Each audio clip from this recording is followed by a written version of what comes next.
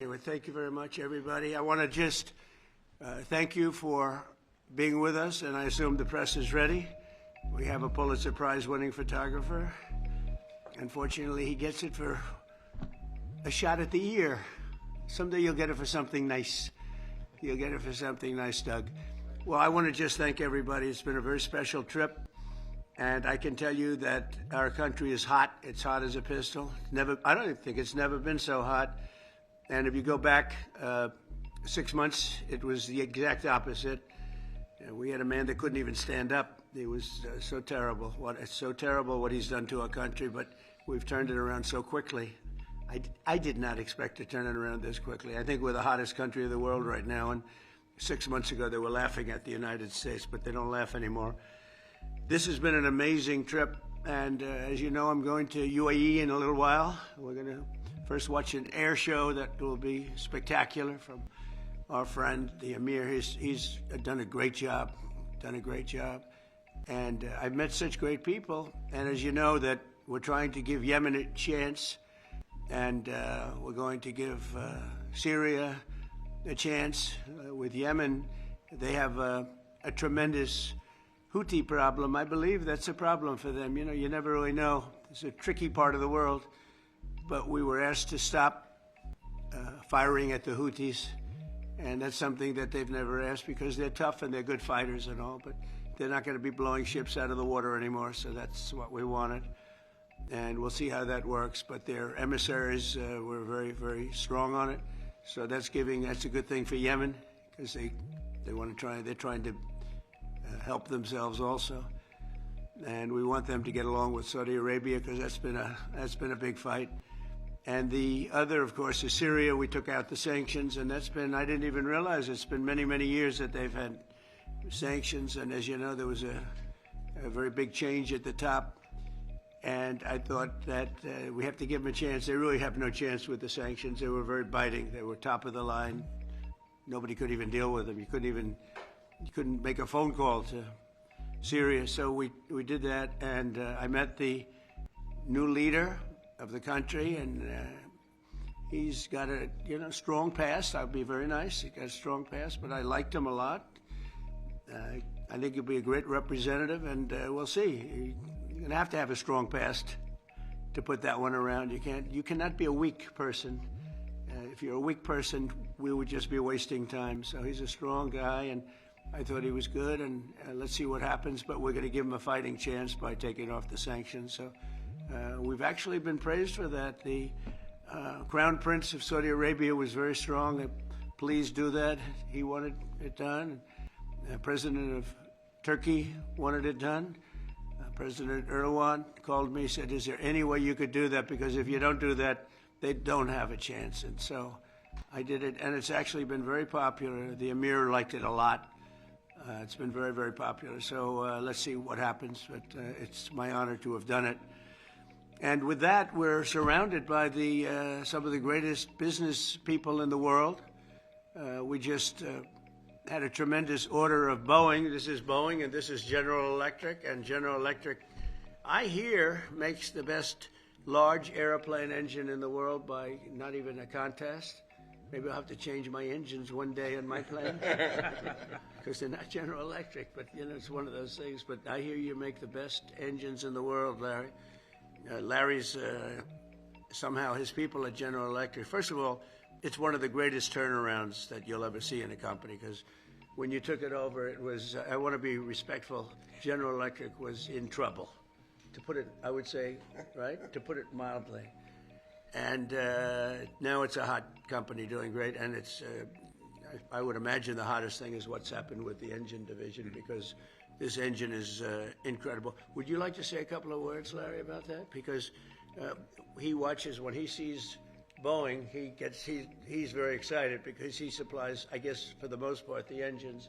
Would you like to say something? Sure. Well, Mr. President, thank you, and it's an honor to be here.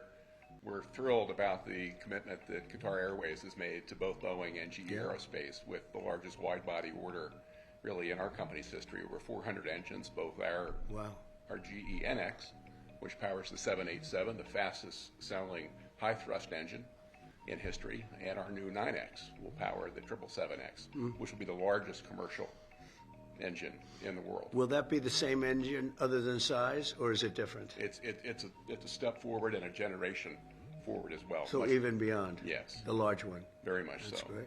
And we think that really helps both Boeing and GE Aerospace continue to support not only our investment in domestic manufacturing, but in turn everything that we're doing to drive the $75 billion annual trade surplus that the aerospace industry enjoys in the U.S. today. So we're excited. I know Kelly and the Boeing team have been great partners, but Badr, our thanks to you for your trust and your commitment to both GE Aerospace and Boeing. We're gratified. Yeah, thank you very much. Kelly, go ahead, please. Well, Mr. President, first of all, thank you for your support. This is a major order for us. All of these aircraft will be built in the United States, creating a significant number of jobs, and I know that's a key mission of yours, and this order will help us accomplish that. Partnership with GE has been great. They do power exclusively our engines, and they're doing a great job here, and we're very pleased to be selected by Qatar for this largest wide-body aircraft order in the history of Boeing. Major accomplishment for us, and thanks to the administration for your support. That's the largest order you've ever had, right? Yeah, for wide-body. So one of the largest orders in history, but it almost has to be, if it's the largest order you've had, has to be pretty close to the largest order ever made, right? Yeah, that's correct. And you also, Boeing also got the jet fighter. We selected Boeing for the jet fighter, the state-of-the-art, highest level. It's an amazing-looking plane. If it functions as well as it looks, I think we're going to have a big winner. But we're also looking at some additional jet fighters. We have some really good ones that we have. We're taking a look at, strong look from one of your competitors, I must say, and we're doing something very special. But it's a special country. We were losing the Middle East because the past administration didn't handle the relationship properly, didn't show the kind of respect that they deserve. And me, I have a lot of respect, and I have a lot of liking. I like the Crown Prince a lot. I've known him a long time in Saudi Arabia, and the Emir is fantastic. And we're going to another country in a little while, UAE, a fantastic man, fantastic leader. And they have great leadership talents in this part of the world, and that's why they're doing so well. And you probably read today the story about Iran has sort of agreed to the terms. They're not going to make, I call it in a friendly way, nuclear dust. We're not going to be making any nuclear dust in Iran. And we've been strong. I want them to succeed. I want them to end up being a great country, frankly, but they can't have a nuclear weapon. That's the only thing. It's very simple. It's not like I have to give you 30 pages worth of details. There's only one sentence: they can't have a nuclear weapon. And I think we're getting close to maybe doing a deal without having to do this. There's two steps. There's a very, very nice step, and there's a violent step. The violence like people haven't seen before. And I hope we're not going to have to do this. I don't want to do the second step. Some people do. Many people do.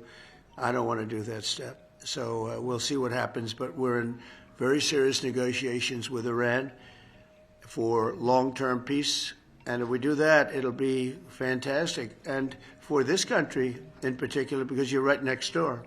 You're a stone's throw away, not even, right? You're a foot away. You can walk right into Iran. Other countries are much further away, so probably it's not quite the same level of danger. But we are going to protect this country. It's a very special place with a special royal family, and the head of the royal family is two heads of the royal family, really, if you think. Great people, and they're going to be protected by the United States of America. And I think we're not going to have to do it because I believe very strongly in peace through strength. Now, we just gave out in the budget a $1 trillion budget, which is the biggest we've ever done. $1 trillion, never came close to a number like that. We'd be at 800. Would be at 800 billion. Would be at maybe 900, 910. We never got anywhere close to $1 trillion, but we're doing it. Hopefully, we will not have to use these weapons. We make the greatest weapons in the world. We make the greatest fighter jets. We make the greatest I guess Larry would know better than anybody, but we make the greatest planes in the world, the greatest missiles and defense systems. The Patriot system is the best, acknowledged to be. I mean, this isn't from me. And we have a lot of it now. It's under order. And we're coming up with new systems. And we're coming up with a new system of drones. Because drones are really, if you look at the war that's going on, it's horrible. But we are watching it very closely. And drones really seem to be taking over that war. And so I hope you're going to come up with some nice, inexpensive engine for a drone, so that we don't have to spend so much. I asked one of the companies, I said, I want a lot of drones. And, you know, in the case of Iran, they make a good drone. And they make them for $35,000, $40,000. So I said to this company, I want to see it. They came in 2 weeks later with a drone that cost $41 million. I said, that's not what I'm talking about, $41 million. I'm talking about something for $35,000, $40,000 where you send thousands of them up. And that's a great way. And they're very good, too, and fast. And deadly, horrible, actually. When you look at what's happening with Russia and Ukraine, the drone is killing tremendous numbers of people. You hide behind a tree and the drone comes down and it circles you with fire. You don't have a chance. The tree comes down also, by the way. It's so intense. I mean, you see these trees being knocked down like they're being sawed down by a top-of-the-line timberman, like you know who? Sean Duffy. Do you know that Sean Duffy, the head of the Transportation Department, who's working right now on the airports and getting a system because Biden didn't do a thing for 4 years, and Pete Buttigieg was the head, and he goes bicycling to work. He takes a bicycle to work. Can you believe it? He's running the biggest air system in the world, and he takes a bicycle to work. And they say he's going to run for president. I don't see it. Who knows, right? But I don't see it.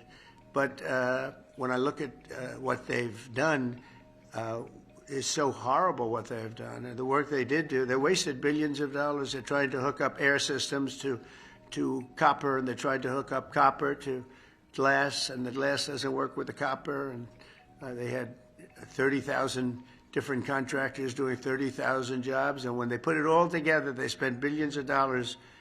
It didn't even come close to working. And we're going to be giving out a brand new system. It's very important.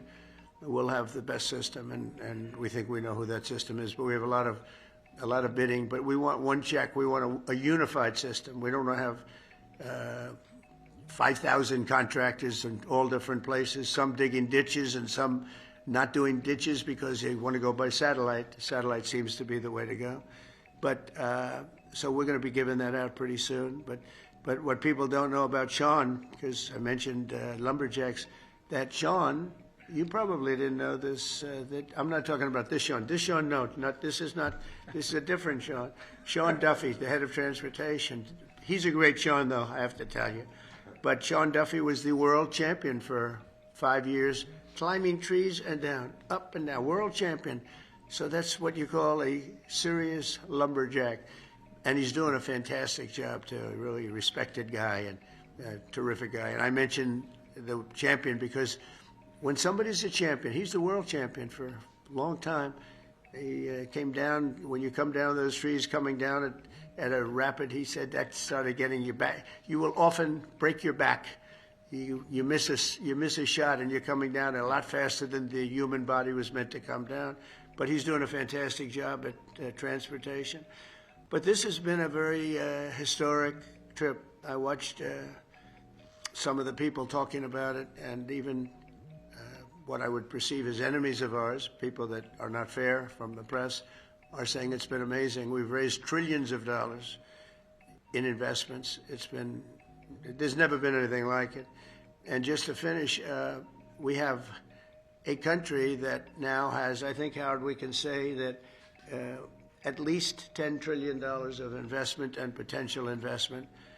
And if the past administration did $500 billion, it was like a lot. But we did it in 2 months because it's actually a little more than 3 months. But I always say the first month I had to get a little bit acclimated. So I didn't really do this the first. But when we started, so we've really been doing it, Susie, right, for 2 months. So in 2 months, we're going to have over $10 trillion. Nobody's ever come close. No country's ever come close to that.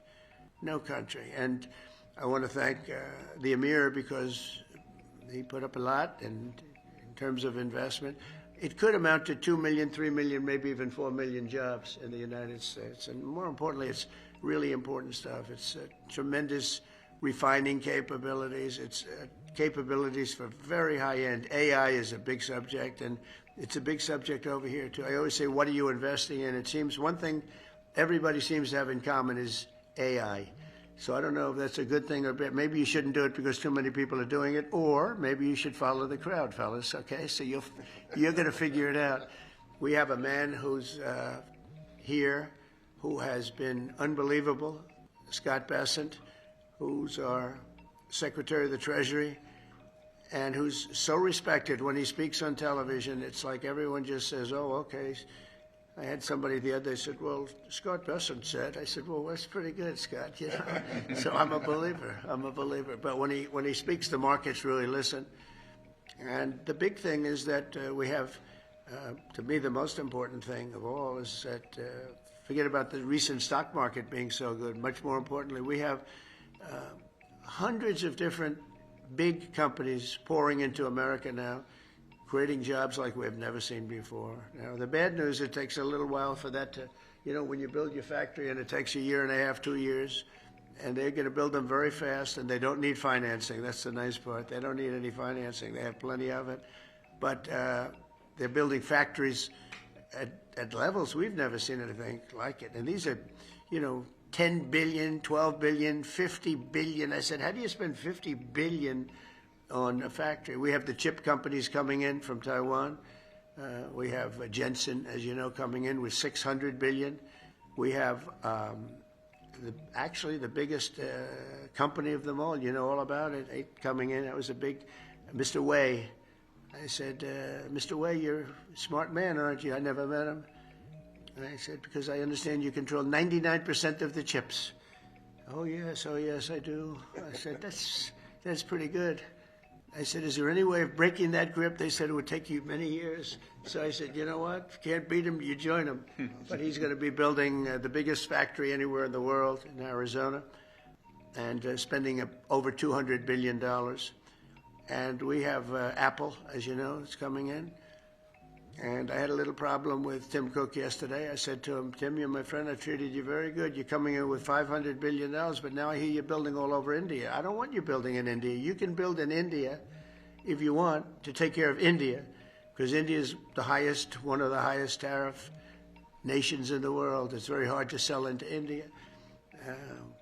And they've offered us a deal where basically they're willing to literally charge us no tariff. So we go from the highest tariff, you couldn't do business in India. We're not even a top 30 in India because the tariff is so high, to a point where they have actually told us, I assume you too, Scott, you were working on that also, that there will be no tariff, right? Would you say that's a difference?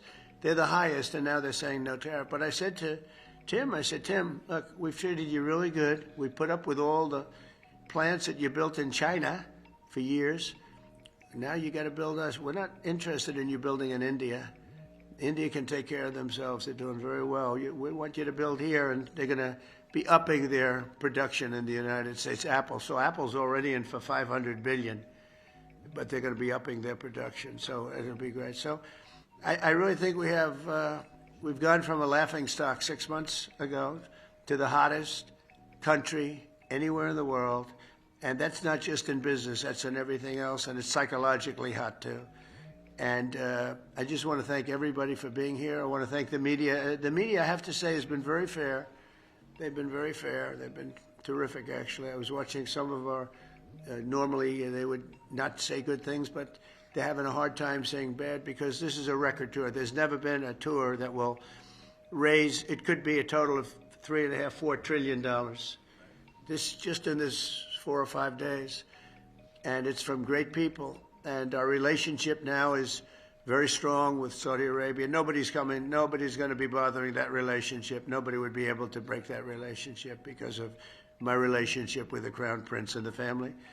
The relationship is really strong, and when you talk about Qatar, the relationship is equal. I mean, it's just like Nobody's going to break that relationship. We have never had a relationship with Qatar as strong as it is now. You know that better than anybody, and they're very happy, and we're going to protect you. We're going to protect you. That's the one thing you need, maybe, but I don't think you're going to need too much of that. And I said last night, it was a great meeting, great everything. They brought in Lee Greenwood to sing. It was a beautiful evening, and I appreciate it. But I said last night that Iran is very lucky to have the Emir because he's actually fighting for them. He doesn't want us to do a vicious blow to Iran. He says, you can make a deal, you can make a deal. He's really fighting, and I really mean this. I think that Iran should say a big thank you to the Emir, because the Emir is fighting very much that we don't. And there are many people that want me to go the other route. They say, just knock it out, because nobody can beat us. No, we have the strongest military in the world by far. Not China, not Russia, not anybody. We have the best military equipment in the world, and we have the strongest military in the world. If you remember ISIS, General Raisin Kane, right? We knocked it out in 3 weeks. Remember they said it would take 4 years to knock out ISIS? We did it in 3 weeks. That's because you had the right leader. With a stupid person, you'll do it in 4 or 5 years. You won't even do it. You'll fight for 4 years and then you'll leave. Like we always do. You fight.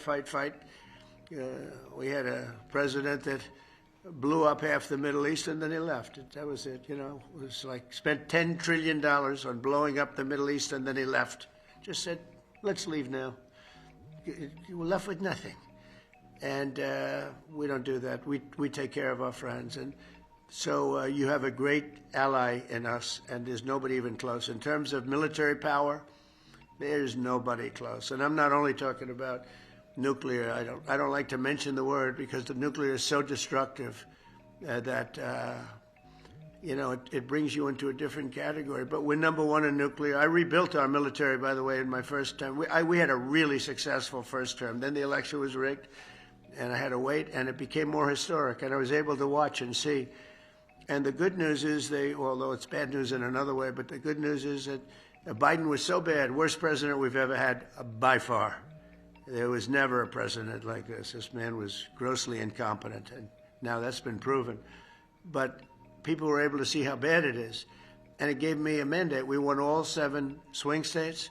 We won the popular vote by a lot. We won the counties by 2,725 to 505. That's why the map is completely red. When you look at the map, it was an obliteration, this election. And we got 312 electoral votes, so it was just an obliteration. And that means mandate. And we have a mandate that nobody's had. They said the most consequential election, and this was a enemy paper, the most consequential election in 129 years. So it's been a tremendous trip. I've really liked it. This is we're going 20 hours a day. And people say, how do you do it? And I said, I do it because I like it. I like it. I like the people I'm dealing with. I said last night, I stood on the line for, it seemed like hours. I said hello to Larry. I said hello to Kelly. I said hello to your 250 competitors. I said hello to everybody. And that was a long sucker, I want to tell you. They say, how do you do it? I said, I do it because I like the man standing on my left. And I said it 2 nights before about the Crown Prince, but last night I had the Emir, and he's fantastic. And I said, it's really not hard. When you like the people, and when you are doing something, we have a term, MAGA, Make America Great Again, very simple term. And I remember Biden saying, we will not let MAGA take over this country. I said, no, you stupid person. It says, Make America Great Again. It's okay if it takes over the country. It's called Make America Great Again. And that's where we are right now. It's America. We'll put America first. But because we're putting it first, we're doing so well, there's going to be plenty left over to help the world. And we can help the world psychologically. So we think we're going to do well with Russia, Ukraine. 5,000 soldiers are being killed every single week on average. 5,000. And they're not from here, and they're not from the USA. They're from Ukraine and Russia. So some people would say, why are you bothering? Because these are 5,000 young people, well, they're getting older because they've gone through so many that they are actually getting older. But these are 5,000 people that leave their home, wave goodbye to their parents. Their parents are so proud of them, their sisters, their brothers, and that's the last they ever see them. They're wiped out. And if you would see the satellite pictures, I get satellite pictures of that battlefield, and I want to tell you, I've never seen anything like that. I wish I never saw it. You have heads and arms and legs strewn all over the field, and you just take a look at that, and, you know, when you think 5,000 a week on average, and that's actually a low number. So we're going to see if we can end that. I was thinking about going, but it's very tough because of what we're doing today and tomorrow. But, you know, if something happened, I'd go on Friday if it was appropriate. But we have people right now negotiating, and I think that I just hope that Russia and Ukraine are able to do something because it has to stop. Not only the money, we spent $350 billion there, just handed. Nobody even knows where the money is. They just send them a check. There's no accounting. There's no one. Just give him money. Every time he came, I have to hand it to him. I think he's the greatest salesman maybe in history. Every time he came to the United States, he'd walk away with $100 billion, you know. That's a good salesman, right? Even by your standards. This is a big standard right here. But that's a pretty good set. No, he'd walk in, leave with $100 billion. Last time he didn't do as well. He only got $60 billion. And it was so easy. It was like taking candy from a baby. That was the last administration. This administration has been a little bit tougher. But would like to see it end, and I think we're going to have a chance at doing it. And would like to see if we could solve the Iran problem in an intelligent way as opposed to a brutal way. There's only two, intelligent and brutal. Those are the two alternatives. So I want to thank everybody for being here very much, and we're going to take some questions, and perhaps now we'll ask the press to leave, and we're going to see you at the airfield. We're going to have a display of American equipment, okay? Yeah. Jennifer, go ahead.